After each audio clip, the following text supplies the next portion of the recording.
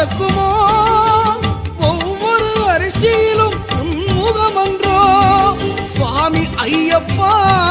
சரணம் ஐயப்பா நீ இருக்கிறாய் அது போதும் ஐயப்பா